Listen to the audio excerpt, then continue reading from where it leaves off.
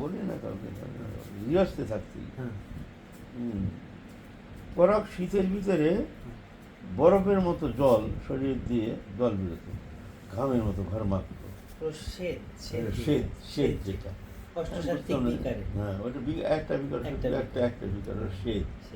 মানে ঠান্ডা বর্ষাত মাঘের ঠান্ডা কেন ঘামাচ্ছি, আর এটি শীতল বরফের জল, বরফ জল, সেই জলটা কিন্তু গরম না, বরফ জল। বুঝতে পারতাম না, আরে ঠান্ডায় ঠান্ডায় কেন ঘামাচ্ছি, হ্যাঁ জল বেরোচ্ছে শরীর দিয়ে, জল বরফ জল, ওই ঘামটা হলো বরফের মতো জল। হ্যাঁ তখন জানতাম না ওটা, যখন আপনি শুদ্ধ সপাক হ্যাঁ সপাকার করে একান্তে থাকতাম দিন রাত 24 ঘন্টা হরিনাম করতেন, হরিনাম করতেন নিজে নিজে কার কাছে যাইনি, হরিনাম মুখে হরিনাম চলতো সবসময়।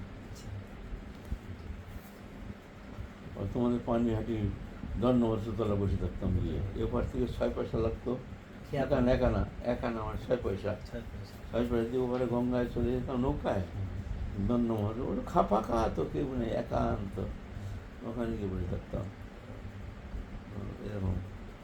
कोई दीक्षा भी नहीं हुई जब तक।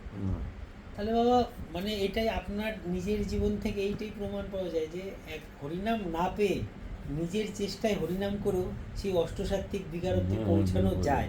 আপনি এরকম তো মানে নেশা কথা জড়িয়ে যাচ্ছে, একা থাকে বলছিলেন আপনি সেদিন, নেশা কত জানে, কত মদের মত খেয়েছে, মাতালের মতো লাগে, একা একা নাম করতো বসে বসে বসে, নামের নেশা, কিসের নামের কিসের নেশা, কোথায় চলে গেছে বুঝে গেছে আবার।